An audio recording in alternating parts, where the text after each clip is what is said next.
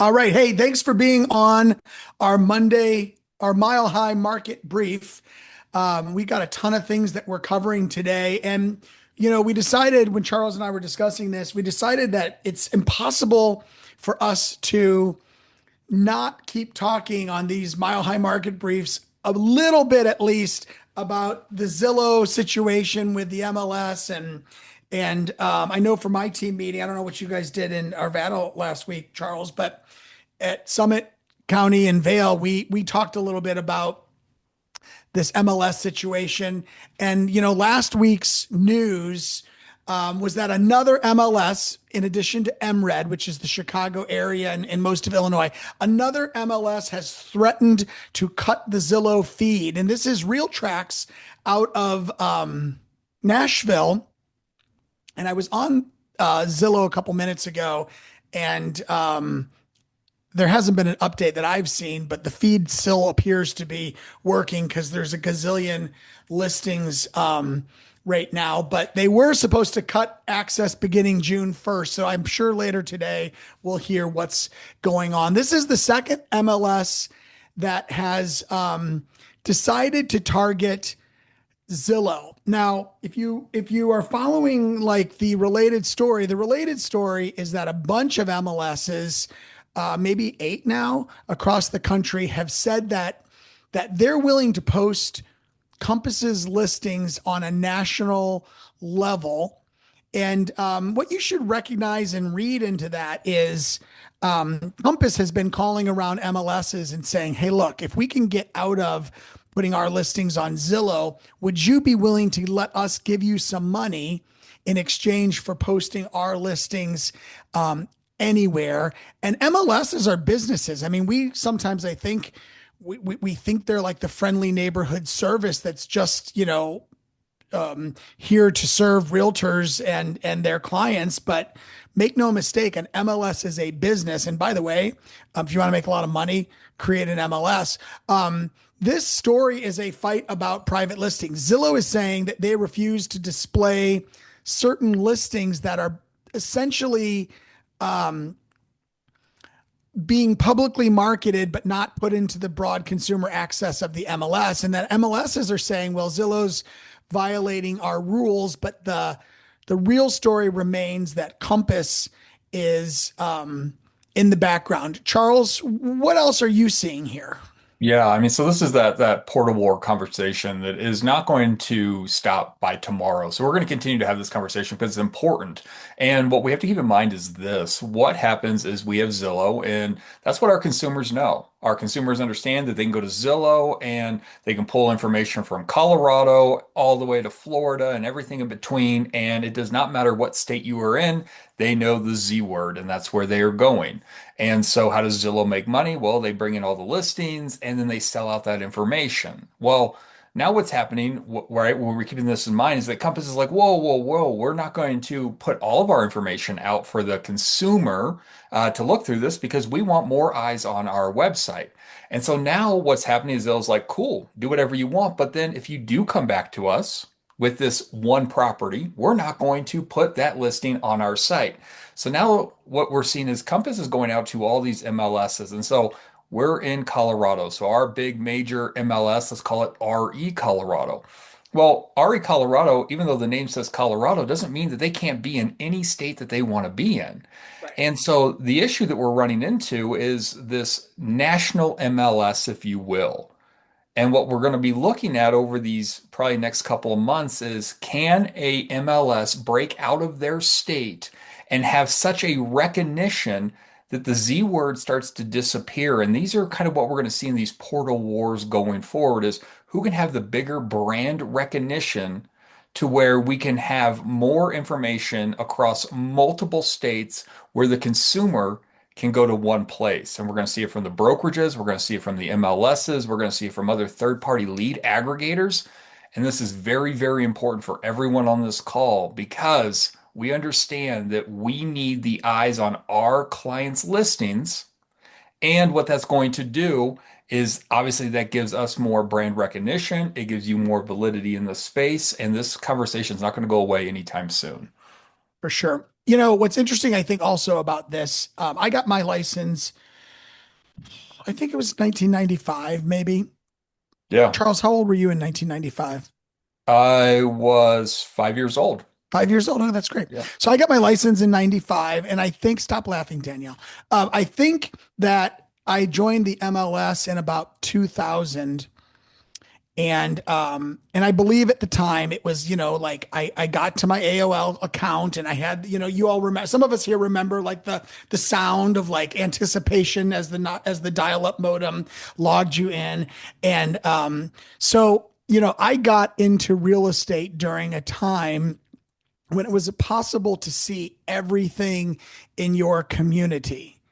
And what's interesting about this is like right before me joining the real estate industry in the early 2000s officially, or at least the realtor part of it. Right before me, if you wanted to look at homes, you had to go into someone's office and get the book, and you only could go to the book at the offices that were somewhat successful because the less successful offices couldn't afford the book. And um, prior to the book, you had to go into the office just to see what they had for sale.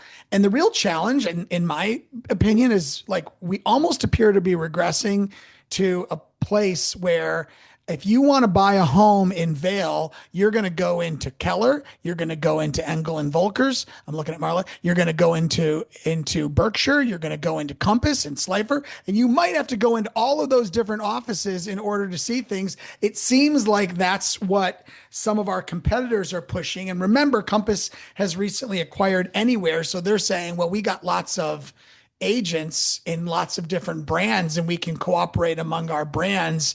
But the bottom line is no matter how you slice and dice it, this is bad for consumers because broad based marketing, meaning everybody gets to see the property, is good.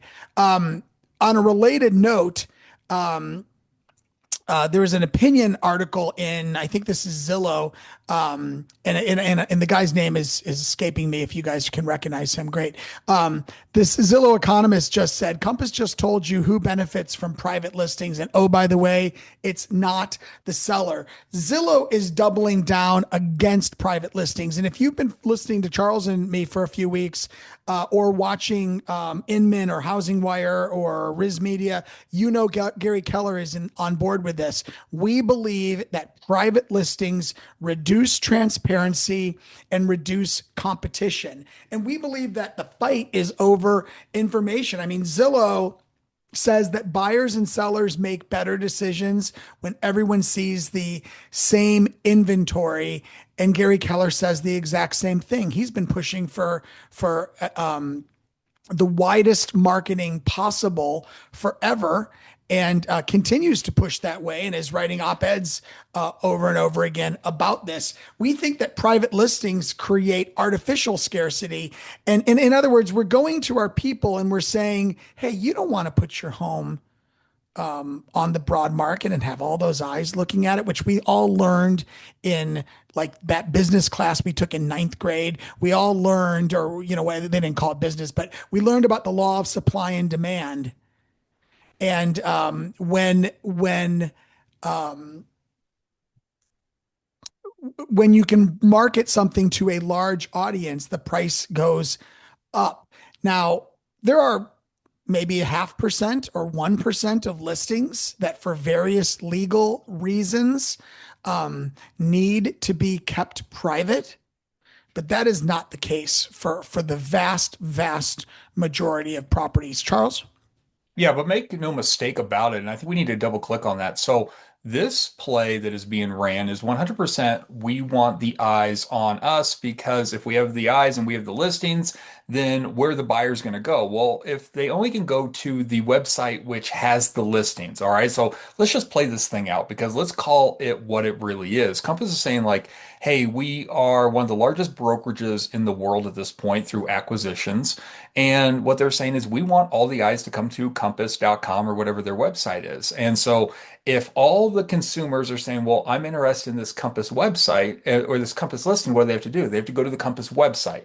And then what does that mean? That means they're going to double into deal. There might be sub-agency again, which goes back to why we created buyer agency because we know that's a crazy concept. And so what are we looking at? Well, there's a lot of very smart people in the industry that are saying that this is going to really come down to probably three or four brokerages at the very end of this. Compass is looking like a competitor. You guys are absolutely one of the competitors in this space as well. And so whoever has the most listings means that they're going to have buyers coming to their websites. And so Gary Keller says, hey, this is not good for the consumer. But what Gary Keller has done that says, well, if this is the road that we're going down, we're going to make sure that our agents are armed. We're going to make sure that our agents have the tech that is going to be able to do this. And with that being in mind, what you guys have to understand is this. You are one of three brokerages in the world that owns its own tech. Compass is one. They bought Contactually back in the day and they rebranded it and kicked all the agents off of it that weren't a part of Compass. We have Redfin that owns its own tech. And you at Keller Williams, we own our own tech. And at any point, if this is the route that we're going, we can flip a switch and we can play that game. And you guys are not going to lose any business because of this, because of our tech platform. We don't believe it's good for the consumer, but we are absolutely geared to help you win if this is the route that the industry goes. Yep. Awesome. So, national news, housing inventory just turned negative year over year. Charles, why don't you kick us off? Yeah, so as we're looking at this, one of the things that we have to keep in mind is that this is about rates. 100% this is about rates. And when we're looking at it and we're thinking about all the things that are happening that are making the unaffordability that we are seeing inside of the United States, we are seeing the first negative year over year reading after we were seeing these strong gains from 2025. So we're still seeing a lot of multi-year highs when it comes to inventory, right? We're seeing definitely more inventory than we did in 2020 through 2023. And we just went through a holiday. So we also have that information because we understand that any holidays where we're going to go out and we're going to have a 3-day weekend, most people are going to go, especially in Colorado, we're going to the mountains. We might be getting on a boat. We might be doing something leisurely, and that affects the nation at the same time. So what we don't want to do is we don't want to look at this and say, oh my gosh, we're coming to a recession, we're coming to a housing crash, we're coming to insert whatever here. This is rate driven 100%. But Russ, we're not necessarily thinking this is the same thing in Colorado, are we? Yeah, I mean, the interesting thing is this is a national story, and so it's out there and it's worth knowing. Um, Inventory in Colorado is still up.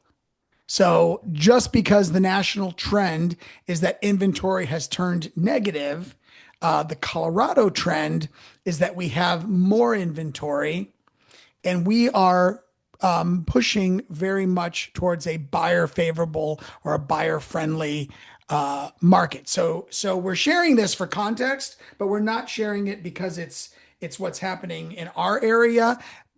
But as happens throughout the country, we'll eventually seep into where we are. And I think the important piece to remember there is buyer behavior is really important in Colorado.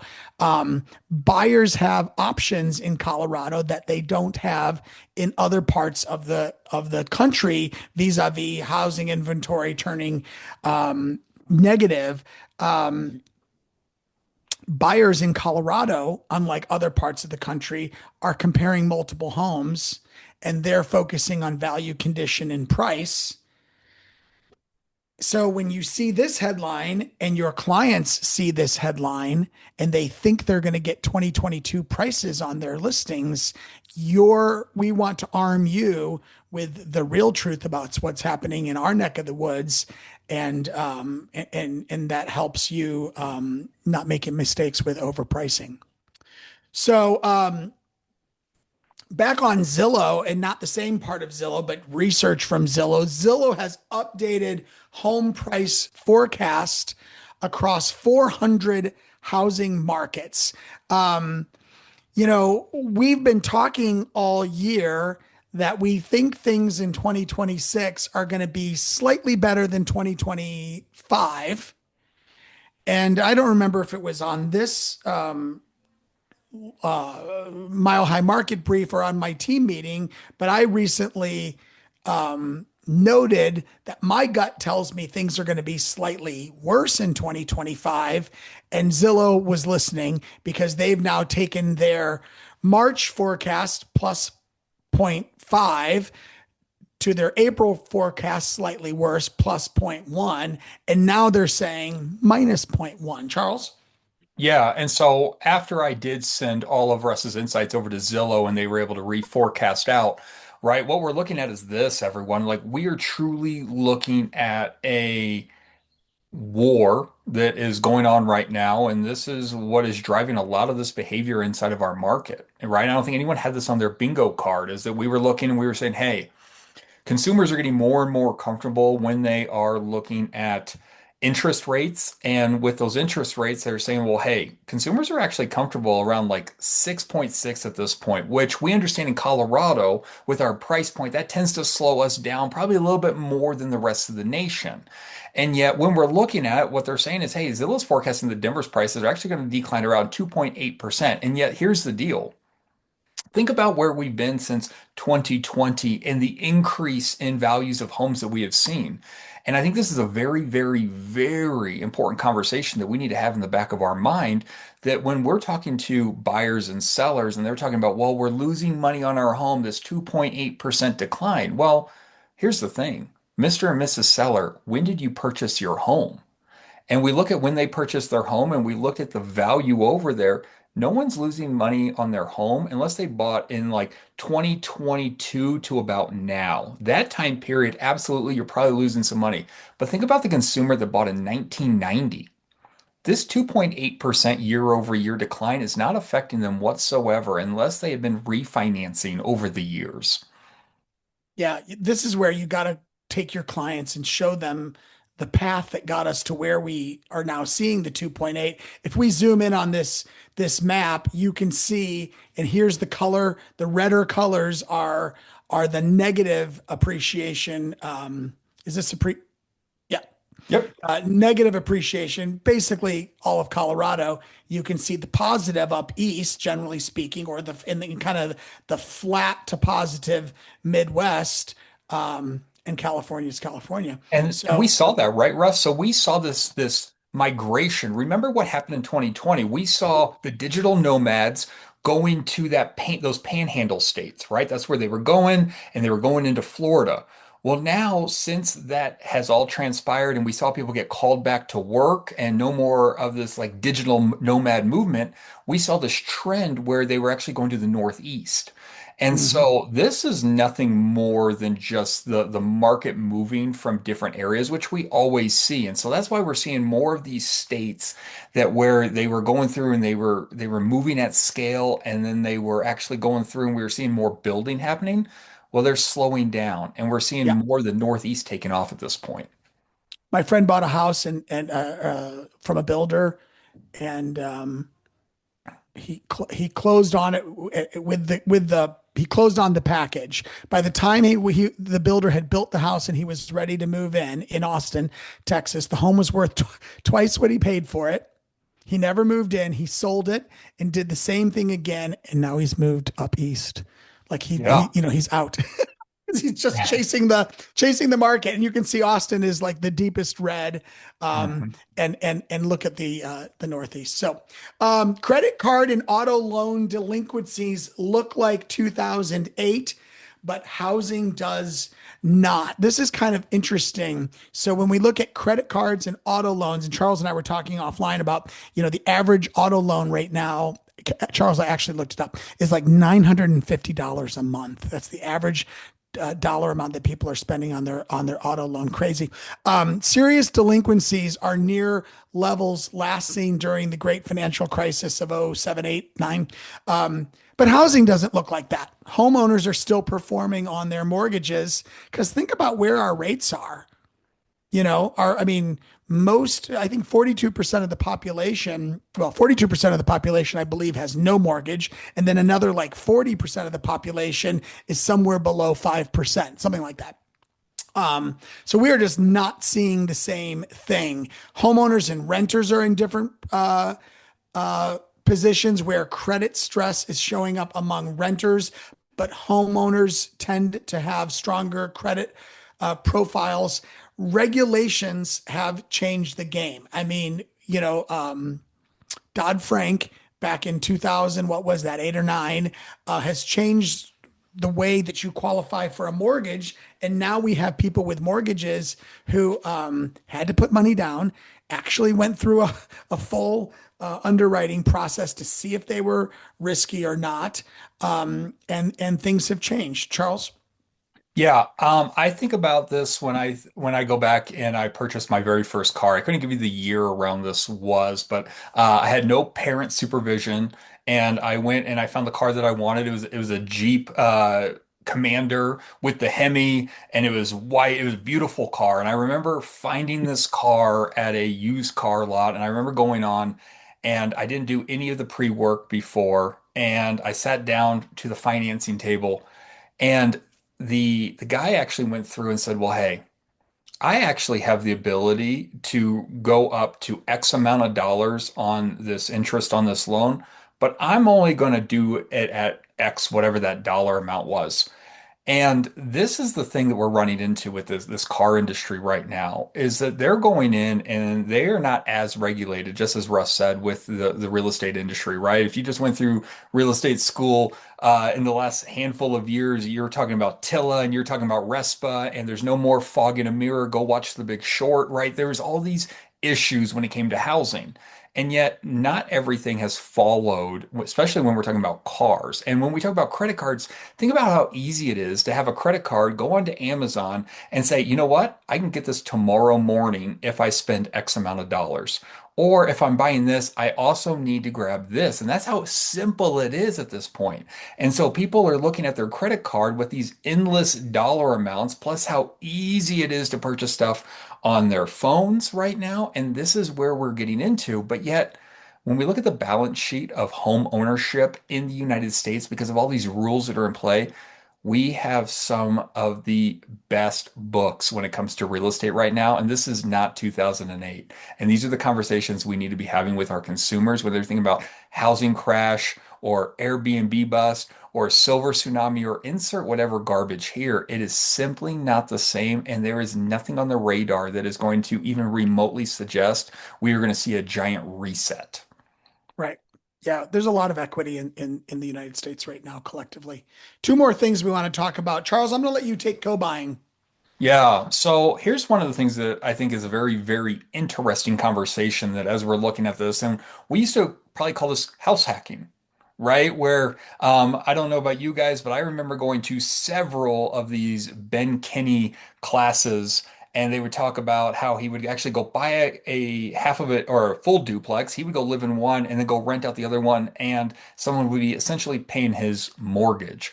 Or I remember back in high school and hanging out with some people that were homeowners at the time. And looking at this, they were actually renting out different rooms of their house to be able to afford their mortgage. And we're seeing this right now. What we are absolutely seeing in this space is we are seeing multiple people go in on purchasing a home.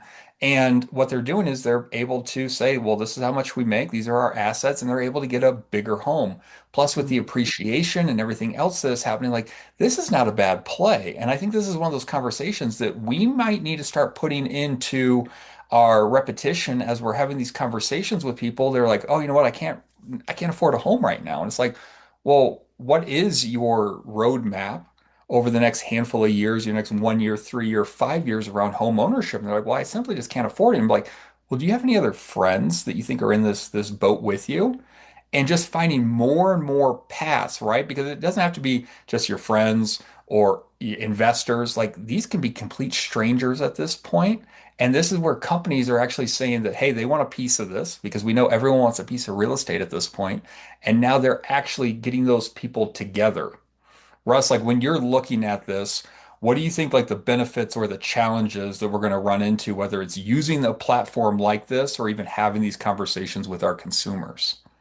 Well, I mean, I think it's interesting. Like, it makes a ton of sense that technology would make this trend move faster. In fact, Charles, we had a guy at a training last April in Denver, and I can't think of what his name was, but he essentially had a tool like this where you could go on to, it was for investing. You could go on to his app and you could say, I got 50 grand or 100 grand, and I want to get with a bunch of people and buy an investment property together. And if the investment property was $5 million, he would match you up with 50 other people that have 100 grand. I think I did my math right, and you would go out and buy the $5 million property together. Do you remember that guy? I can't think of his name, but anyway, he was friends with Tony Giordano, who was the speaker at that event. Um, I see technology as making this thing happen, and I think that it could make it so easy that it's becomes easy to ignore some of the fundamental challenges of going into business with other people. I remember when I was a kid, really young, my folks got together with two sets of friends and they bought a condo on the beach in Boca Raton. And it was great. It was really great until Don's, I won't say his last name, but until Don's daughter secretly moved down to Florida and lived in the property essentially like 11 months out of the year. And we tried to take our family vacation there, and his daughter was there having a party. Those types of things that happen in the real world don't get easier just because technology put it together. You know what I mean? Yeah, absolutely. And we're probably just going to see this more and more. And to Russ's point, yes, there's going to be ones where we're going to be looking at, it's just like Uber, right? It's just like all these other platforms that are coming together. I mean, you can share an Uber ride these days if you want to. They're like, hey, you want to save some money, you can pile in with three, four other randoms that are going into the same area. And yet, this is what we're looking at. We are facing an affordability issue in the United States right now, and there's going to be many, many people putting their hands up in this space to be able to help people purchase real estate going forward. Exactly. Hey, one last slide. We wanted to take a quick look at what's going on in Clear Creek County. This is by request from Deborah. Inventory in Clear Creek is rising. In fact, and we just said this, right? Down across the U.S., up in Colorado. Clear Creek County has roughly 22% more properties available than a year ago, giving buyers choice, reducing the frenzy of the COVID market. And that increase in inventory is shifting the market towards balance. Homes are still selling close to list price, but they're not selling typically over. And buyers are getting a little bit more for their money. They're negotiating concessions, they're negotiating discounts, they are not paying over. Prices are great, quite resilient, up year over year. Homes are taking longer to sell, and it is a great mountain market. Charles, anything you want to add to Yeah, close this out? I think this just goes back to the conversations. We can talk about what's happening nationally, we can talk about what is happening in Colorado as a whole, and yet you are the industry experts and the real estate economists for your areas. And so we need to know this information to be able to have the conversations because we know what our consumers are digesting when they are getting on YouTube, on CNN, on Fox, insert whatever news channel here. And yet real estate is super hyper local, and this is what makes us the experts. Yeah. And Charles, next week we're going to talk about rent to buy per holidays request, which we are out of time on today, but we will get there next week. And if you can't be here holiday, it'll be on our YouTube channel. Take care, everybody. Have a great week. By all.